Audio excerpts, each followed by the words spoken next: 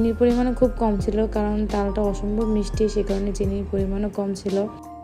তো এই তো এটা একটা হেলদি হেলদি স্ন্যাক্স টাইপের একটা খাবার, যেহেতু চিনি খুব কম ছিল, সাথে তেলও ছিল না, এটা কেকের মতো বানানো হয়েছে। তো মা এখানে গরম থাকা অবস্থায় এটাকে কেটে নিল। আর এই তো দেখেন এটার কালার কি সুন্দর আসছে, সাথে নারিকেল দেওয়া হয়েছে, খুবই মজাদার হয়েছে খাইতে। তো এই তো গরম গরম তালের পিঠা, এখন তালের সিজন না, তারপর পিঠাগুলো খেতে অসম্ভব মজাদার ছিল। তো তারপর আমার মেয়ে এখানে অনেকগুলা চকলেট নিয়ে বসছে, সে চকলেট খাবে। এই তো তো আমার ছেলে মেয়ে সবারই, আসলে আমি বড় হয়ে গেছি, আমারও চকলেট খুব ফেভারিট, আর বাচ্চাদের তো সবসময় অলওয়েজই ফেভারিট থাকে চকলেট।